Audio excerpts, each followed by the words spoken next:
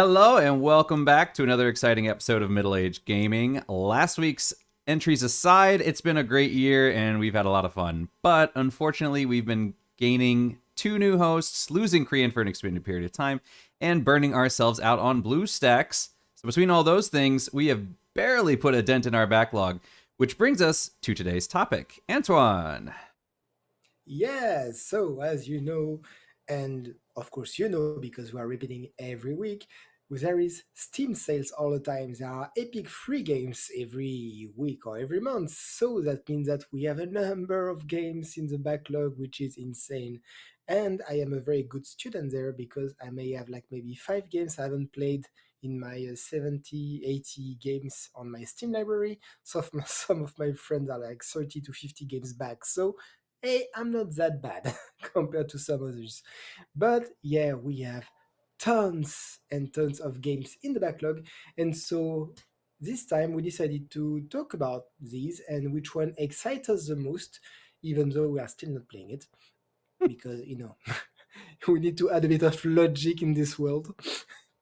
So I'm not gonna complain that we never have times and we need a 30 hours day instead of 24 and everything. So I will let Adam start with the first game, which is Okay, so my first game, hang on, we're sliding over here, is going to be Death Stranding, which I think is actually kind of appropriate because they just came out a few weeks ago with the director's cut. And in a way, I was actually kind of waiting for that, but I'll get into that in a bit. So to start off, Death Stranding is made by Kojima Productions. It was published by Sony Interactive Entertainment for the PS4, and for the PC, it was published by 505 Games.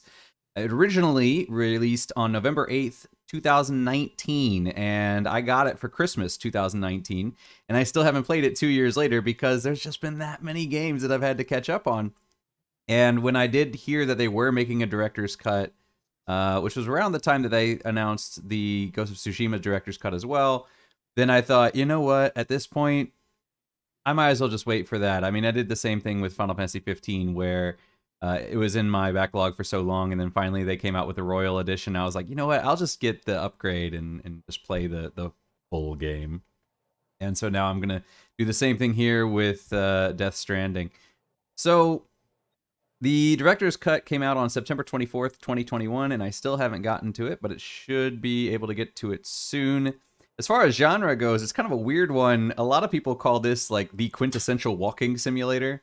But the premise of the game is in the future, there's been some disaster. Lots of people have died. There's not too many people left. And of the people that are left, they're very isolated. So, in some ways, it's kind of similar to what we're experiencing with COVID-19, or at least what we were with quarantine.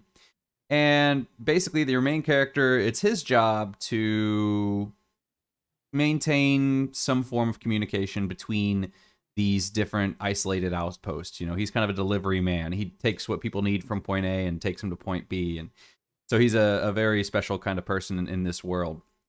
And that's pretty much the game, is you carrying goods from point A to point B. As you can see, there's quite a bit of hiking, climbing, and of course there's going to be some intrigue and weird Kojima shenanigans along the way, babies that help you resurrect and ghost people walking around, and Guillermo del Toro is in it. So yeah, it's looked pretty good, and the more I watch the trailers, the more interesting it looks because it's just kind of like all sorts of Kojima oddness, and I really enjoy that sort of thing. So for me, it's going to be really interesting. I always like his lore because he's just kind of way out there, and between him and Yoko Taro, there's always just all sorts of bizarre philosophies to explore and whatnot. But yeah, so I'm gonna be playing this one hopefully this next year, like as I said, because the director's cut is out, so now I can get the full version. As far as will we be getting sequels to this game, I don't know. I'm gonna have to play it and find out because I've been pretty good. I'm usually the kind of person who likes to look up spoilers. But I've been pretty good about not looking up too much on this game. I know the basic idea of it.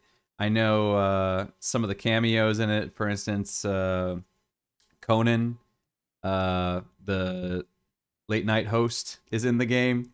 If you can watch his special where he goes there and they like scan his face and everything, and He's got just a really kind of random cameo in it. But yeah, I'm really looking forward to this one. So I think this is the first Kojima game since leaving Konami. So Yeah, exactly. That's what I wanted to say.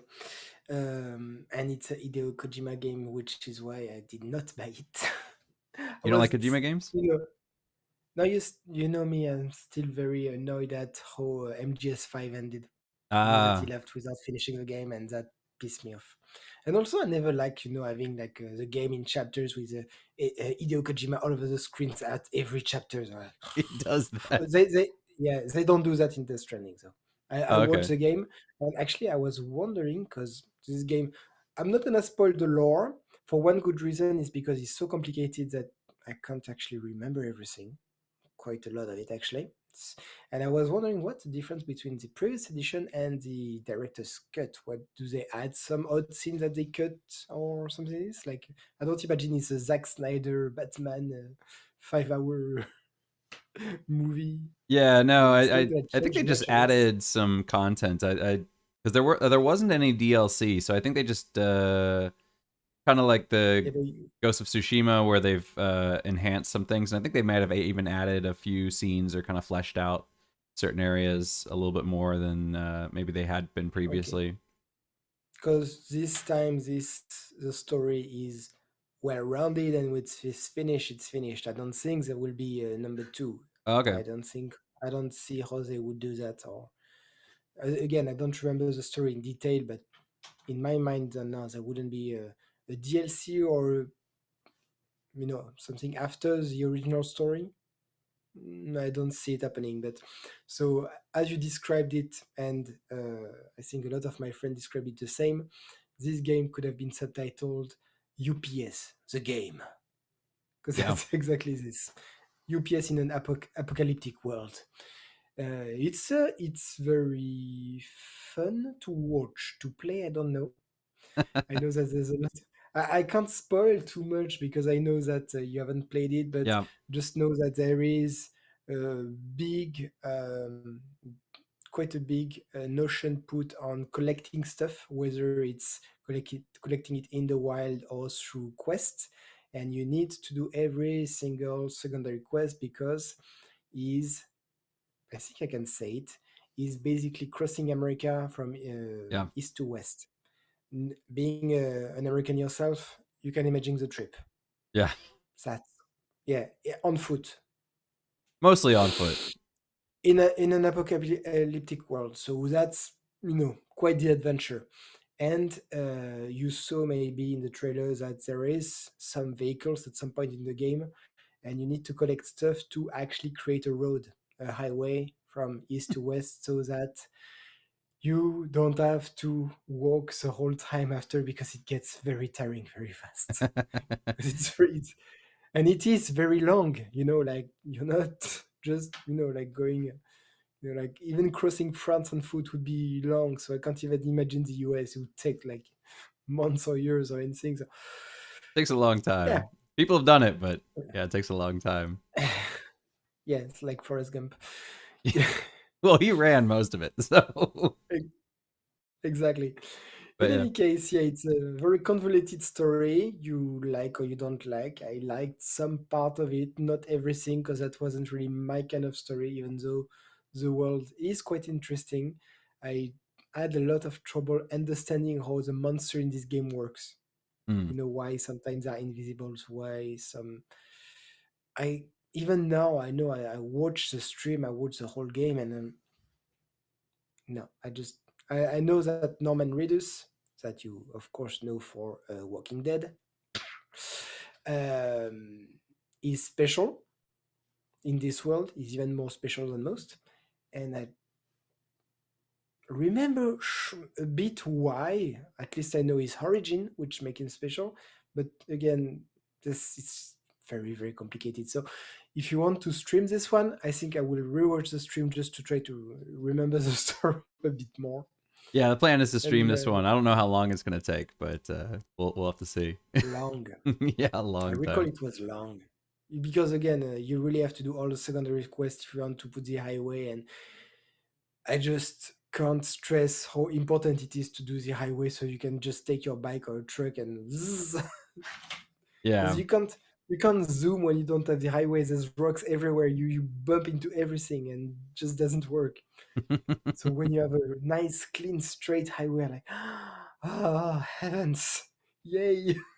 Well, I'm the kind of guy who likes to clear out all the side quests anyway, so that was probably Mhm. going to be what I ended up doing anyway. If And you've watched, I, oh, go ahead. yeah, no, no, it's just I'm thinking right now, but I can't remember. I don't think there's any fast travel in this game. Probably not. I don't think so.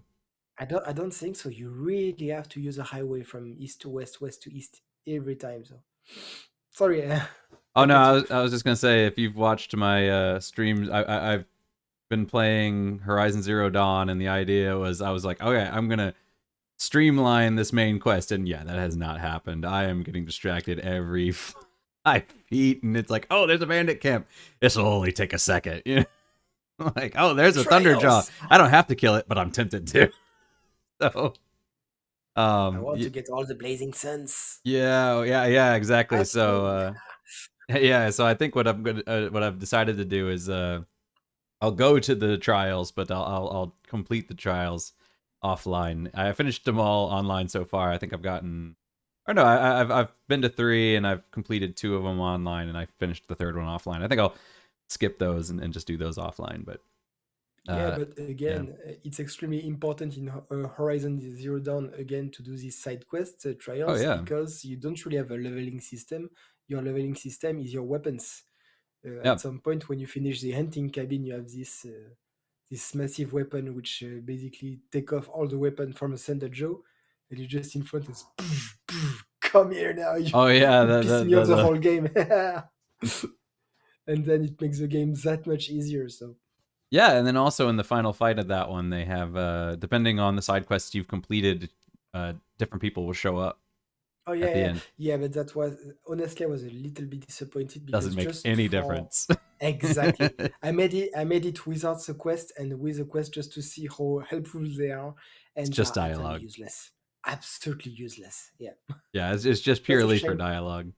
Because the Exactly. first time I finished it, I missed one quest, and then I went back and I just never had visited that one space, and so I had never accessed that quest. But yeah, I was like, I'm missing somebody because I didn't get the trophy for it. And then I went back and I did it, and I was like, oh yeah, that didn't change anything. It's just she's there, and you're like, hey, thanks for showing up. No problem. That was it. I'm noticing that when it's just the two of us, we tend to digress a lot. Huh? We we do, really we need do, we do. But we need Phil or Korean to keep us on the rails. yeah. All right, but yeah, so that's me for Death Stranding. I believe Antoine Yeah. is up next. So how about you tell us about your game that you're looking forward to playing next year? Of course, and I'm up next because there's no one else anyway. So I really want to find some time to play Mountain Blade 2 Bannerlord, and I'm gonna be very obvious there. It's a sequel of Bannerlord of Mountain Blade 1 Warband. Hey, 2 follow 1. Thank you, Captain Obvious. I'm done for the stream. I can't drop the mic because it's attached, but I really want to. So here, this game is extremely full. So for once, I made a cheat sheet, which I never do, and you can hear it in my voice. Usually, I completely improvise what I'm gonna say. Here, I took this because I don't know how to qualify this game. First of all, I'm gonna start with the fact that let me just skip my notes. Bannerlord is edited by Taylor Worlds and Koch Media, and I'm gonna forget that right away. It's a game which was launched closed beta in 2019 and is in early access since 2020 March or April or something like this. So, and is not planned to release before at the earliest Q2 2022. So if we are lucky, next summer, if we're lucky, very more likely Q3 or Q4. So maybe for next Christmas, which is a shame, and that's why I haven't that's my excuse. I haven't played it because it's not finished. It's not fully released. That's an excuse, of course. No, I I haven't get played it that as one. well because, yeah, I haven't played it yet because this is an extremely rich game which gonna ask me hundreds of hours. I know it. It's gonna be extremely full because You start. I don't know if I should. Sometimes I'm gonna mention Skyrim because I mean, it looks a bit like it at some point, like Mm. as you can see in the battles right now. But it's not. It's so different and the same at the same time. I don't know how to qualify it. You start. You are a nobody. You have, I should mention, there's both a campaign and a sandbox part of this game, Mhm. and you have 8 different factions from Mongols, from Russians. You have the Empire with 3 different factions which are more European-like. I think you have one civilization which is more like Arabic, and they have all their own differences. And I don't know anything about the campaign, so I'm gonna talk about the sandbox. Um, that's everything in this game. You start, you are nobody, and you need to go to some village to do some little quest to raise your relationship, and you recruit. So first things you can recruit people to fight with you. So you start with 1 or 2 guys on horse or on foot, and you go clear some bandit camp. Um, and that's the very beginning of the game. At the end, from what I see, you lead armies on the field, and you are all dressed up with wicked armor, and you can craft your weapons. From what I understand at the moment, I don't know if it will be there for the final release. You can't craft armors, Mm. weapons only, and I understand this is kind of cheated in the game at the moment. As long as you know the recipe for the two-handed sword, you can just craft it and sell it for mass amount of money, and you destroy the economy with this. But in there you have this notion of combat, which is a very big important aspect of the game. uh, it's a mix between Skyrim and Total War.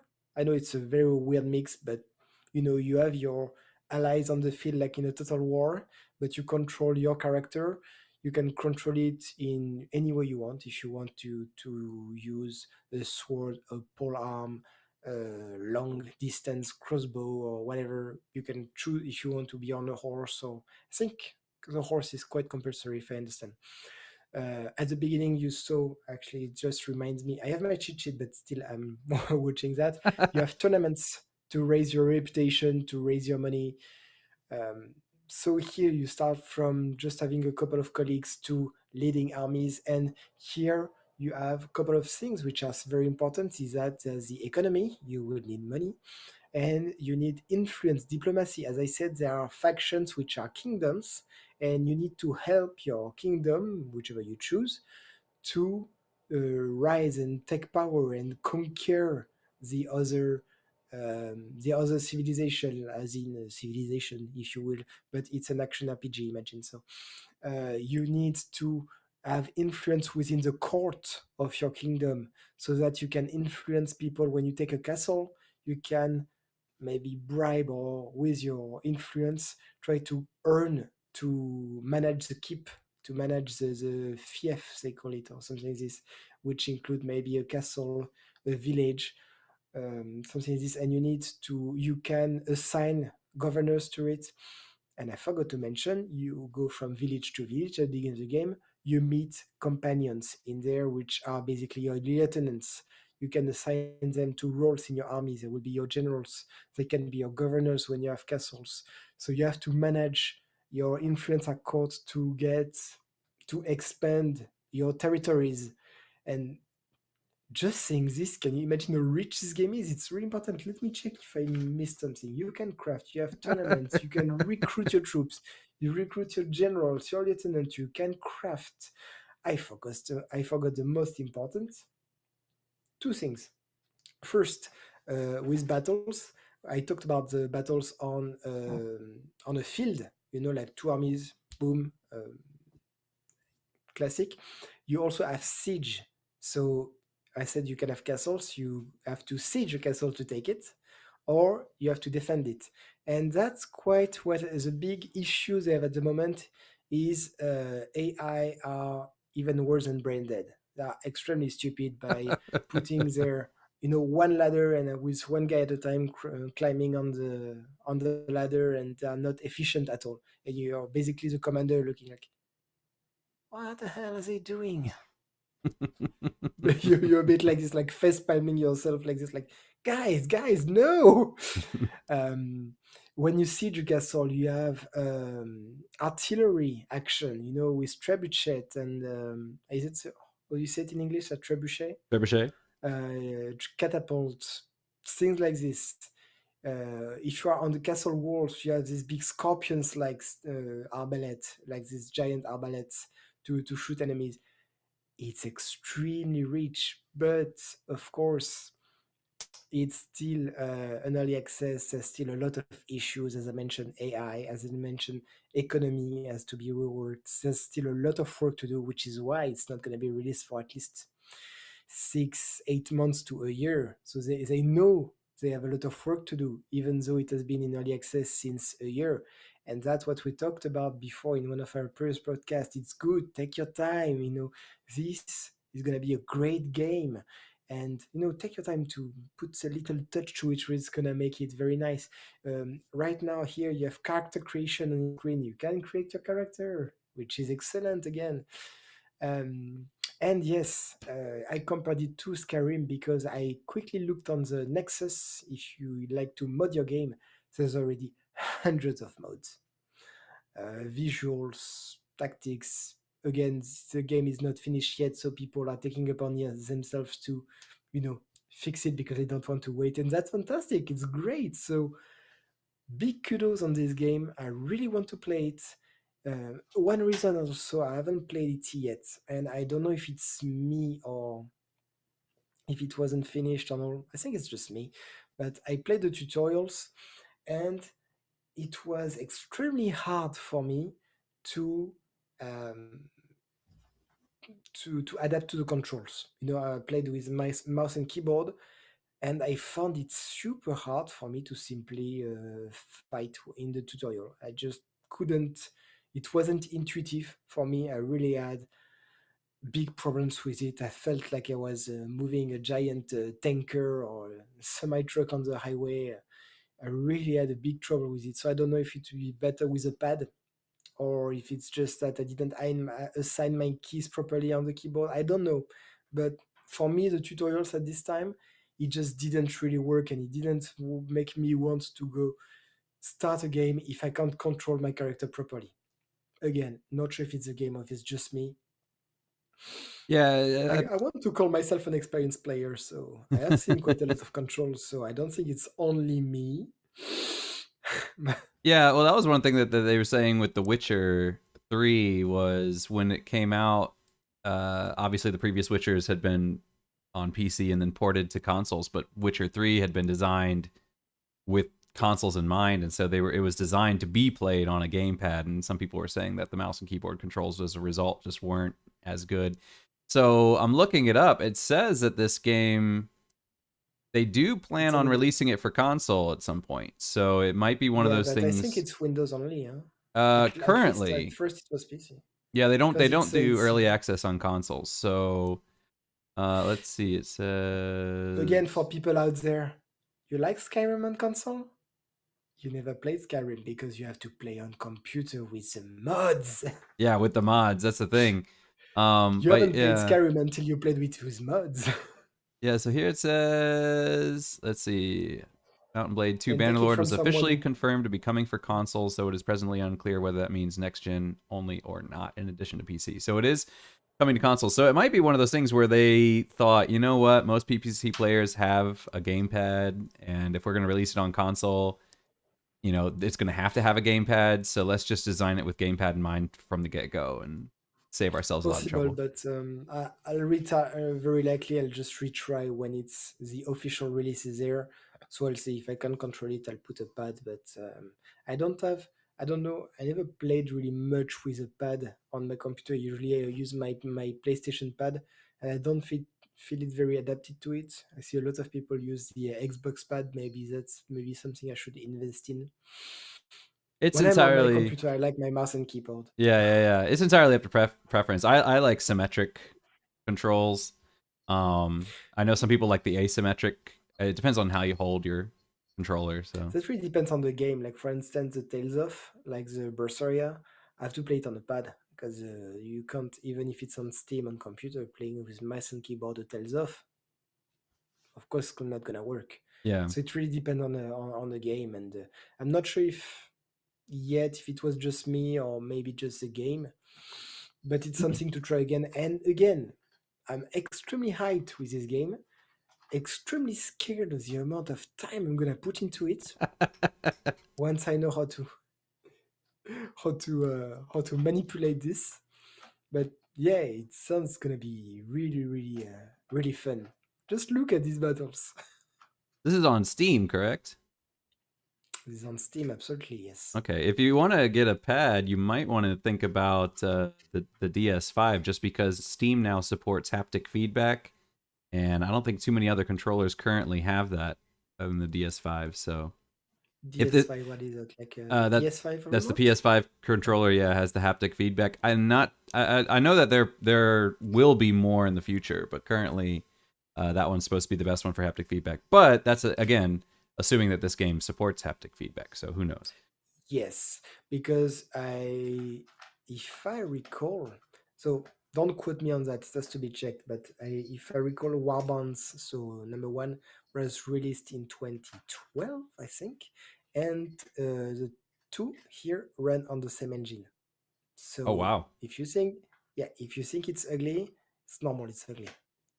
Doesn't look extremely good, and that's why on the mods you have massive amount of mods which are just to make it look prettier, same as in Skyrim, which was what, 2013 or 14, and if you play it now you have lots of mod to make it look like it's a nearly next gen console. So Looking at it, yeah, I would look at say the that mods. graphically it looks really beautiful. For me, the only thing that stands out is the animations look very old. Like you see the guy's like running around, his feet are just kind of sliding everywhere he moves. You know, like if he's running sideways, his feet kind of slide. So I mean, graphically, it looks great, but yeah, it's you can definitely see with the animations that it's an older engine. Mhm. That's where But it stands out. yeah, let's be nice, they still have a year to work on it. And Even take your time. then, If you want to take 2 years, take it anyway. We have lots of games in the backlog. for me, I'm not a stickler for graphics. So you know, as long as something looks pretty Sure. enough. For example, what's that other game? Outward, which is supposed to be like super in depth, but it looks like a PS2 game. But still, it's like super fun because everything is like really deep. You know, like if you go out in the desert, you have to wear the right clothing or you'll overheat, and you have to make sure that you always bring bedding or your character gets too tired, and you have to camp occasionally. And so it's a lot of fun, but it is a lot of work. Now, I do have a question though, because Hmm. so this is an ARPG. That was one thing when I was watching the trailer. I was like, okay, is this supposed to be like an RPG, or is this supposed to be like a Mordhau kind of thing, or It's yeah, that's the point. It's a bit everything. It's a ARPG definitely for the fight, but there's still notion of strategy. Like I was mentioning, civilization because you have to yeah, extend your borders. So it's a bit of everything. I love the concept. The mix and match. yeah? They just And you're didn't talking have about the any. graphics. Yeah, Yeah, you are talking about the graphics. That's good for me because I have a 1660S, which is not the most powerful card around. So as long as it runs on it, I'm happy. Because all the new games which gonna need a 3060 or something like this, like an RTX card to run, I'm gonna be like, no, I'm gonna run on low and it doesn't work. yeah. I So with think this, I'm happy. Yeah, I think being an older gamer in some ways kind of makes that easier because we came from a generation where when Final Fantasy VII came out, everyone was like, "Oh my god, these graphics are amazing!" Right? And then same thing with Morrowind. When Morrowind came out, it's like, "Oh my god, it looks so real." And like you look at it now, and Morrowind's like, "Oh my gosh!" Like Look at these Oblivion. pixels. Yeah. Oblivion doesn't look that bad, but Morrowind, is really dated. But That's I all. think for us having that being kind of our base, Benchmark. yeah, and then everything, yeah, so anything above that looks really good. So this still looks really good. I mean, for younger gamers, maybe where Skyrim is the lowest level, they're like, this is basic, like, so to them this looks basic, but to us this looks like pretty good. So Do you remember Wipeout? yeah, the really fast kind of Was it racing on game. PlayStation 1, I think, or something? When I saw Wipeout when I was a kid, like, oh my god, that's the most beautiful thing ever. I know, The yeah. little tear. I was like, oh my god, so beautiful. Yeah, so graphically I'm not too worried about this. I can definitely get myself past that.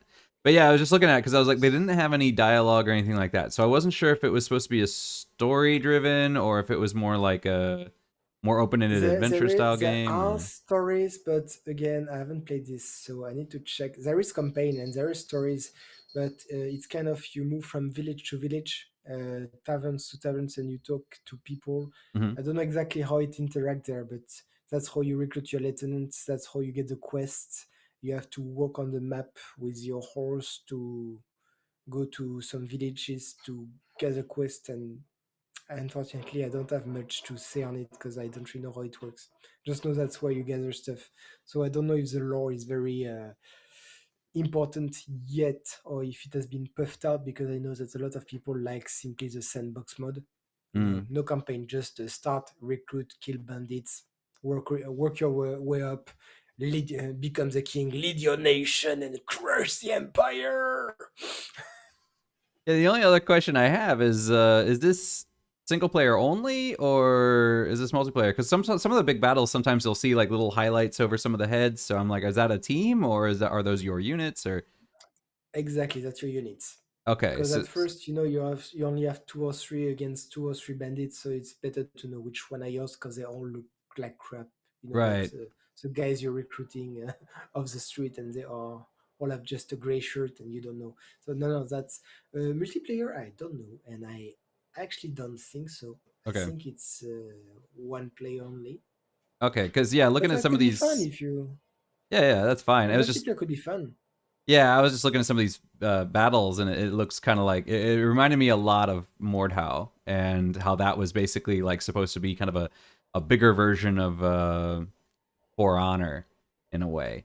And Hmm. so I was like, oh, I okay, are don't. these supposed to be like big battles? Is this like another Mordhau kind of thing, or is this different? But if it's different, that's kind of interesting that this is might be for like the kind of people that who had looked at Mordhau and they're like, that looks like a fun game, but PvP, I kind of suck. Well, we'll see, but for now, the battle animations to me really look Skyrim like. You know, like you have your Yeah, it's bow, just you kind have of your like a yeah, sword, kind of these you have, slow, kind of like really yeah, you know, wide one movement for the swings sword, and one movement for the, yeah, exactly. So not maybe the best. It's not a combat simulator, really. okay, Let's be clear on that. At least for now. At least okay. for now. It does look like it would be a fun co-op kind of game though, if you could maybe get like one or two friends and go in together and just kind of like clear out castles. I Yeah, mean, make your own squadron. Yeah. yeah, that does look like it would be fun for co-op mode, or for like some of these sieges and stuff. But yeah, we'll see. I don't let's see. I don't think it's. But again, it's in beta, so who knows? And I know people have modded It's not. Skyrim for Yeah. that, so maybe It's they in can early. mod it in. It's Yeah, it's in an early access, Right. not beta. Oh, right. Early access. Yeah, because it's totally different, So right? absolutely, It's no, a that's why I paid wanted beta. semantics. Semantics. Yeah. What's an early access? A paid beta. Yeah, Yeah, it's a exactly. beta you pay for basically. You just Um pay a discount for the official release. yeah, I'm kind of with early access, I feel like it's a mixed bag. I feel like it works really well for multiplayer games. So for something like PUBG, it works fine. Or for Fortnite, it would work fine. But I feel like when it comes to like RPGs and stuff like that, I don't think I would want to do it just because, like, for instance, Baldur's Gate 3 is an early access, but it's one of those things where it's like you can play through half the story and then you have to stop, and then when it finally does release, you can finish the story. And I feel like I would rather just wait and play the story one time through rather than play half of it and then wait 2 years and then finish it. That's me Yeah, but personally. yeah, no, you're right. You're right. It's absolutely understandable. But at the same time, I prefer that they are um, clean and upfront with this, Oh yeah. rather than having Final Fantasy 15 saying it's an official release. Now you have a beta, and then you release 2 years later the DLC, which should have been included, and you still make us pay the full price. Yeah. Watching at you, Square Enix. Not good. Yeah, the sandbox I can understand um being early access. I get that because that's all gameplay stuff. So I have no problem with gameplay early access. I just don't like story early access. I guess would be the way to say it. Agreed. Yeah. Yeah, that's why it worked very well with Subnautica, because that's, sandbox kind of game. Yeah. So I think we went around quite enough about this game. So since I do have a Phil second and one. Chris were maybe here, but we never really know if they are coming or not, Adam had the great idea to have a backup game. And Yes. well, I think that was a very good idea. Yeah, I always have a backup just in case. I tend to over prepare. So So my go on. yeah. What So was my your backup backup game? game is .hack GU Last Recode, and this is another game where I got this actually the same year that I got Death Stranding for Christmas. So I got both of these games for Christmas 2019, and both of them are still sitting in the backlog. So these are actually, I think, the last two physical games that I have. I don't think I've gotten a physical game since these two. I think these were the last two times I got a physical game. Uh, but anyway, .hack GU Last Recode. If you're unfamiliar with .hack, it's a franchise that started way back in, I guess, the early 2000s, maybe the late 90s. I think the early 2000s. And there was a show, .hack Sign, and basically this is the original Sword Art Online. So if for people who have been playing Sword Art, or people who like Sword Art Really? Online, .hack did this first, okay? And I don't even think they're the first ones to really do this idea, because I don't remember. I think it might have come out before The Matrix, but I'm not sure. But basically the idea is there is a an online game called The World, and the what happens is something goes wrong with it. I don't remember exactly what, but something goes wrong with it, and then they basically have to shut it down and then release The World 2. And so all these people are playing this game, but then there's this virus, or there's this thing in the game that what'll happen is the player goes comatose, and they are stuck as a player in the game, and as a character in the game. And in the original show, the main character, the entire show is basically done within the game, and the main character, Tsubaka, I think is the name, cannot Ah, it's log out not of the game. Kirito. Okay. Huh? No, it's not It's Kirito. not Kirito, no, at least. Tsubaka is stuck in the game, but they don't realize that they are in a game. To them, this is the real world. So it's kind of an Oh, isekai at the same time. So everybody else realizes this is a game, but then they notice that this one player is logged in 24 hours a day, and they're kind of wondering, why do sounds people cool. like, yeah. So it's kind of a mystery as to figuring out why is this person, because at the time it's just the one person stuck in the game, and so the mystery is trying to figure out, why is this person stuck in the game, why can't they leave, who are they in the real world. And then so they started with .hack Sign, and then you had .hack Liminality, and then they had the original .hack games, and then they went to .hack Roots, which was kind of a reboot of the system, and .hack GU follows the characters from the .hack Roots show. So And which one are you talking about now? so this one is You? the .hack GU follows the second show, basically. And what happens was, this was originally a PS2 game. So there was an original trilogy. The characters solved the problem, and then something went wrong with the world again. Then you get .hack GU, and they remade the second trilogy, but Last Recode is actually a compilation of all three games. So for the price of one game, you get all three PS2 games, and that's part of the reason. Sweet. Yeah, that's part of the reason why I put it off, was because, like, for when I remember when a long time ago, Mass Effect 2 was free on PS Plus, and I figured, you know what, I'm gonna play through the trilogy. So I bought Mass Effect 1 and Mass Effect 3, and I played through all three games back to back, and it took a long time. And so I'm like, I did oh, it too. It's cool. yeah. It was great, but I'm like, do I really want to invest the time? So like normally I would do it, but with streaming, I'm like, do people really want to watch me stream three games in a row from the same franchise? It's gonna take forever. You're tries to take, to play on your own time as well. It's Yeah, not like to exactly. stream So it's one of those everything. things. No, I know. And this one was definitely one of the ones where I would be not streaming the entire story, because that would take forever. I would just stream on my normal days, and wherever I am, I just have to, people have to accept the fact that they missed part of the story. But yeah, so the game's kind of interesting because these games were designed as, this was around the time, I think the first games came out around the same time as World of Warcraft, give or take. And so these games, they're RPGs, but they're designed to play like MMOs.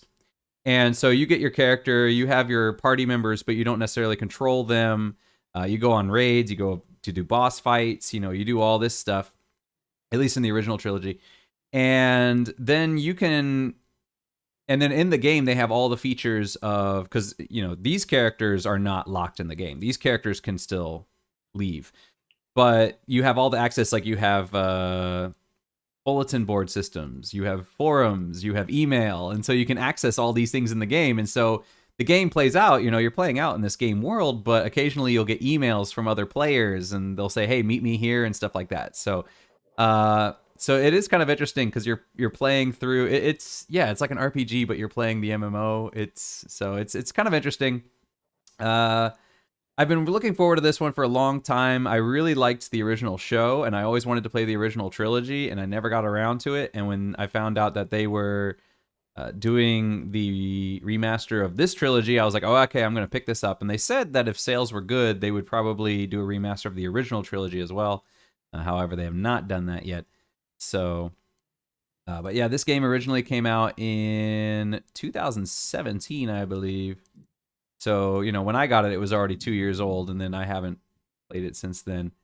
But yeah, I like the idea that they combine 3 games. This is what I think they should do more when they do these remasters, is kind of like this or the Uncharted collection, where you take multiple games together and just put them in a pack, so you can kind of play through the whole thing. You should go to Humble Bundle then. Yeah, exactly. Yeah, you can see here they're listing out all the different games in the franchise. Yeah. I see it's a Bandai Namco, so already very good label. Yep. That's mark of quality. You said that this is a remaster of the second trilogy. Do you need to know the basic story of the first trilogy, or is it okay to just start the second trilogy? It helps, hey? It helps. If you don't need to, but for example, they'll show in the trailer there's kind of this it's kind of like a shadowy looking figure. And if you have played the original trilogy, you would know that looks it. So basically, all the characters are different classes, but you would know that class is basically the thief class. But specifically, that is a corruption of the main character. That one right there that you're looking at, that is basically a corrupted version of the main character from the original trilogy.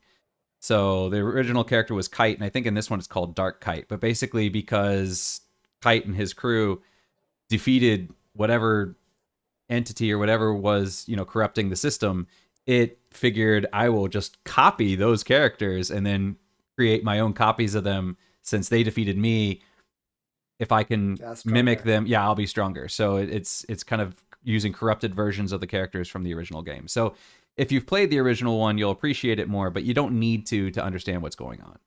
Yeah, basically you'll just miss some Easter eggs and reference, maybe. Yeah, you're just missing some Easter eggs in a way. Yeah. I have a question. So you mentioned that so there's this one guy who is logged in 24/7 to this game, and all the others are normal players. This guy doesn't realize that it's a game, right? Not at first, no. Oh, because he sees the other login, log out. He doesn't like, oh my god, this person just disappeared in front of me. There's no sense. Because he works within the confines of the game. I mean, his class is a wave master. That's what they're called. It's basically a mage. But because it's, if you've played any kind of MMO, people can port. I mean, not like in WoW you can't, but in say like Final Fantasy, you have Aetherites. In fast travel. So, porting from point A to point B is a common thing in their world. So, for them, if they're like, oh, I need to go to the city, I can just port from here to here, using portals and whatnot. Yeah, so if somebody logs out, to him, it just appears as somebody porting somewhere else. And he's like, okay, they're gone. But he doesn't realize that they cease to exist in the world. It's just they cease to exist in front of him. And he can instant message them and all. And I don't think he has access to that. I think I don't think he has access to anything. Okay. It's basically the world becomes his world, and he okay, he can see the forums and all. No, he can't see those. If he goes to like I think maybe if he goes to like a market board, if somebody posts something on the market board, he can read that because it's on a market board. But if it's anything that's not physically present in the game, I don't think he has access to it. So it has to be Okay, something that has what's some that? sort of in-game analysis, in-game and analogous. And it has to have something in-game, an in-game mechanic. Then he can access it. Yeah. Okay, Or well she. That's one of the that's things is that they figured interesting. out is the character is male, but then they're at one point they're kind of speculating like we don't necessarily know that the player is male, so that's part of the mystery is like literally you have no idea what this person looks like. It's not like Sword Art Online. They don't look like who they are in real life. They are the character. So literally you have zero clues as to who it could be. And I think in some cases, um, in I think in like Luminality or something like that, there's cases where people are playing as a female, but it's actually a male player, or a person is playing as a male, but there's actually a female player, and so, in game, you have basically you just have to look for rumors that somebody's passed out in the real world under mysterious circumstances and kind of, talk to their friends and see if they played this game and whatnot. So there's a bit of detective work in there. As a little digression, I just wanted to say for two people who don't really like Sword Art Online or something like this, say keep watching at least until the arc of the Sleeping Knights, just to show you that sometimes manga and anime can affect your real life. After the Sleeping Nights, I started to give every year to the Children's Hospital because I was so into the story and I found it so sad and terrible that it really affected me in real life. So it's okay. It's not just for children. You can watch. It's fine. Because I have a lot of people judging. You're watching cats. Yeah, but you know what? Sometimes I really have great stories. So it's all right. Don't be ashamed of watching this. Yeah, I've heard people say that if you want to watch Sword Art Online, just watch the series that start with A, like Alicization or something like that. They're like, if it starts with the That's letter A, that's it's good. If it doesn't start with the letter A, it's bad. No, no, no, no. That depends. There's a lot of arcs. The first arc is cool because that's one that everybody knows. As you said, when they are stuck inside and it's like a death game. Arc 2 and 3 are crap. They're really bad. Arc 4 is the one I was talking about, Sleeping Nights, which is the best that I've ever seen. And after that, you have Alicization, which is cool. It is nice. You can watch it, but it's far below Sleeping Nights. Far below. Even if it's good, but it's still better than the original story. I've seen all of one episode of Sword Art Online. And it was randomly in the Yeah, middle. well, I think people stop because like it's like Bleach. The first season, the second season are great, and after that, it's like, oh, it's too much. No, please, it's going nowhere. Please stop. Kill the Yeah, manga. that's a Kill the habit. show. Yeah, that's exactly. They And they milk the cash cow, and it's just like, oh no, you should have yeah, stopped after one season. That's what makes Cowboy Bebop so great. They ended, and they're like, we're done. We're not did gonna you see milk this. did you see No, the live? no. It's great. Is it great? I've heard it. I I've heard mixed. A lot of people like it, and a lot of people hate it, and it got canceled already for season two. So loved it. It's cancelled. really, Season 2's cancelled. yep, season two's been Okay. canceled. They are not going to do a Oh season two. no. It was not Oh, that's a successful enough. that's really depressing news because honestly, and I love Cowboy Bebop, and I can tell you it's extremely well adapted, and I really liked it. It's far better than what they did with Alita Battle Angel, for Really, instance. I liked Alita Or Battle Angel. I thought that was great. Alita was great, but it doesn't respect the original work by the fact that the city is just too safe, too clean. If you read the manga, you know that you can die for no reason just over the street over People there. were dying left and It's right in the thing. it's far too clean. It's far too clean for me. It's not dangerous enough. It doesn't reflect the dangerousity of this world. But anyway, it's far better than Alita for me, at least. It's or Gun, if you know it under this name, or what they did with Kenshin. They did a live action of Kenshin. I've heard that's really good. You didn't like the live action Kenshin? I've heard that one's really good. Oh no, I hated it. Really?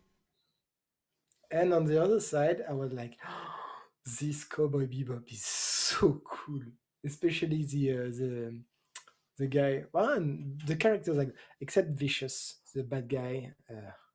I think there's an error in casting there, but the main crew, they're really, really, really good. It changed Faye so much. Yeah, because she's lesbian. Not just that, but I mean No, like her personality and stuff. Like she's cursing all the time now, and she's kind of like and the annoying little sister uh, character. And no, I think I think what they did is good because do you know you know the original Cowboy Bebop, right? of So course, I have it on DVD. Yeah, So you know Ed, yeah, yeah, yeah. adapt her in real life. It's what they did at the very end of the last episode of the I've seen series that part. I of the watched that show, clip. and you're like, yes, that's why you need an adaptation. Because sometimes you can't just take the character from a series and put it It in real does life not because work. it just doesn't work. And Doesn't work. this like 5 minutes, not even 5 minutes, 2 minutes that you see Ed, you're like, oh god, this character is sick. They missed it completely. And that they adapted Faye, I don't mind because she works in the world that they Mm, created for the series. And the one who didn't like it, pass the anime. It's an adaptation. They can't, be stuck within the bonds of the anime. They have to take liberties, and the liberties they took, I really like them. I really found it fantastic. mm. My opinion, I don't care. I don't give a shit if you don't like it. I loved it, and it uh, was fun. And that there's no season two, I feel sad, but at the same time, that means I'm not gonna see the Ed character, which is really not good. And at this point, it's maybe good. And on that topic, Witcher the series season 2 is coming very soon. I think next week on oh yeah, Witcher Netflix. comes soon. Yeah. I was kind of And I surprised hope by so. Witcher. I was expecting kind of like a Game of Thrones kind of thing, and then I was like, oh no, wait, this is more like 1960s Batman. It's kind of like cheesy, and it's just all about like I having don't know. fun with it. It's not like dark and gritty. Yeah. I was really mixed with it because I really wanted to love it. There was so many reference and little stuff like, oh, it's gonna be fantastic, and sometimes I'm like, Nilfgaard costumes are, there's lots of things which are like, it's a bit really they took influence from Game of Thrones when they just shouldn't have, or Yeah. that was good and bad. That was good and bad, and the fact that they did a season 2 with apparently way more budget and apparently they corrected the costume and all, I really want to see because I really like the witches story. Mm. I saw that the witches were really well put in the first season, and I just realized that it's already quite late and we have some news to talk about. Not too much. I mean, we don't really have any news. Degradation, Yeah, degradation. Oh, degradation. Yeah, we don't have Phil. any real news. We're just gonna talk a bit about the Game Awards. So yeah, so the Game Awards were this past week or last week. Recent. Last week. Yeah, last week. So they were yeah, Because recent. we like precision. They were recent. So they were between last episode and this episode. So we're just gonna talk about them a bit because we don't really have any too much other news. But yeah, so some surprising uh results. The best game, where is it? Best game. The game of the year was It Takes Two, which I've seen some really mixed reactions. I mean, like I've heard a lot of people saying like, "What is this game? I've never heard of this game." And I'm like, "How have you I not heard about this agree. game? It's been all over the news all year. Everyone I talks about this agree game." so much. And I I think, agree so much. yeah, it's like, how could you have not heard of this? Like, come on, seriously. But I think that's cool. I think it's interesting that it wasn't your typical uh kind of game. This was an experiment. Let's do a co-op game that requires two people and everything. And I think maybe that's part of the reason why a lot of people didn't hear about it. Is because Maybe it's not your typical. It's not a shooter. It's not an RPG. It is very much a co-op game. And if you it's don't a have puzzle somebody to play game. with, so It's a co-op puzzle game, and there is right, so much love into it. Honestly, find a friend and play it. He really deserves it. I really, really, really love this game. Like game of the year, yeah, yeah. totally. I agree. I Yeah, I agree. was really. Yeah, I mean, I haven't played it, but looking at the reviews and looking at what people have said and looking at gameplay of it, I'm like, okay, yeah, I like that. And then looking at the other options there, Deathloop, that had a lot of mixed reactions. Metroid Dread, it's good, but I don't know if that would be considered a game of the year kind of game. Mm, Psychonauts 2, the only other one that I think maybe Ratchet and Clank, but that's only on PlayStation. So, it kind of feels weird to say game of the year is only accessible by a corner of the market. I think the only other game that Oh, had that it was even competition was maybe Resident Evil Village. I think was probably the only yeah, game that he could could have he could have won competed. because Yeah. it was very good. It Yeah, was so very I good. think it was down, but it was down to those two, and I'm perfectly happy with either one. So, what I thought was really weird was what was it? The Halo. player's voice. Yeah, okay, so the player's voice winner. So basically, players got to choose vote for their own game and got to pick which game they thought would be their game of the year, because obviously the game last year that was one of the big things was The Last of Us 2 got a lot of nominations, and a lot of but then the player's choice was Ghost of Tsushima, and a lot of people wanted Ghost of Tsushima to win, myself included. Agreed.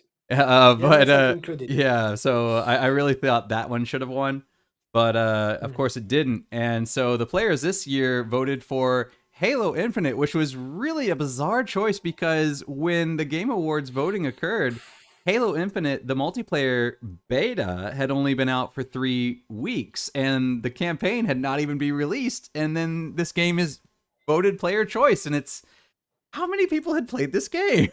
So it was, and nobody had actually played the full game. They'd only played the beta of the multiplayer. So for that to be a player's choice, I think is a really odd choice. I don't know. Maybe it is great. Maybe I haven't really played it, but I mean, for me, it just seems I'm like a sure really the bizarre. aura of the series and the previous opus worked a lot into it. Yeah, yeah. A lot of people were saying that this might just be because when it came out or when they were doing the voting, Halo Infinite was very much flavor of the month. It was very much the thing that had just come out. So all these people are playing it. It's fresh in their minds.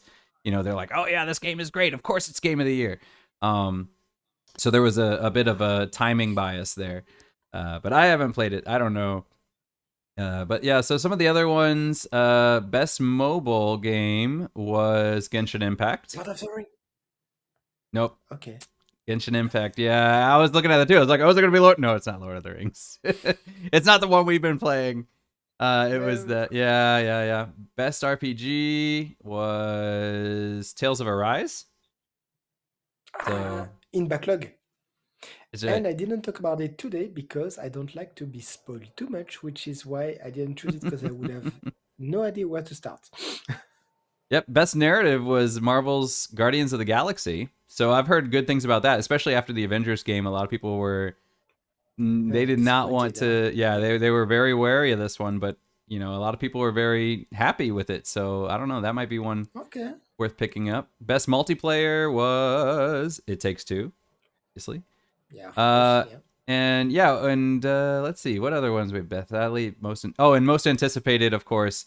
Everyone's probably heard about this one, Elden Ring. For the second year in a row, it is the most anticipated game, which is kind of funny because I mean it was the most anticipated game last year because it was supposed to be released this year, but then it got delayed, and so it was in the runnings again and got to So win now twice in a row. So you can see them at From Software like, we really have to release it now. Come on, next yeah, year. yeah, No yeah. choice. Or yeah, if they don't release it this coming year, it's going to become the new meme, and it's just going to get voted every year, just for the sake of that. Yeah, unfortunately. Yeah, what really kind of the only thing that really kind of surprised me, other than the Halo thing, because I would have thought like that would have made more sense to go into next year's nominees. I don't know why they Yeah. put it in this year. I would have saved it for next year. But Yeah. then when for best role playing game, when Cyberpunk 2077 was on there, and a lot of people were saying like, oh yeah, Cyberpunk should win, and it was like, why would you nominate that as the best game? I mean, people say it's really great if you can play it. And for me, it's one of those things where it's like, and I guess this is the difference between, doing something where the players are the voters and doing something where the critics are the voters. Because the critics are obviously going to play the game at its optimum. But when it comes to players, it's like, okay, we're going to play a game that half the people, or maybe even more than half the people that bought it, it was not even it couldn't even play it. It was not in a playable state at all, and we're gonna release this as the best RPG of the year. So Yeah. when you go to critics, they're not looking at that. They're just looking at like what was the story in its optimal state. What was this supposed to be?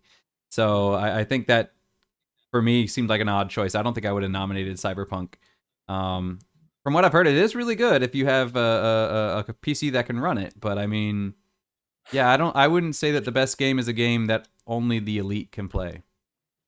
Maybe that's just Yeah, me. that's honestly that's also why I never considered buying it because, as I said, I have a 1660S as a graphic card, and I don't think I would be able to run it. Simply, simple as that.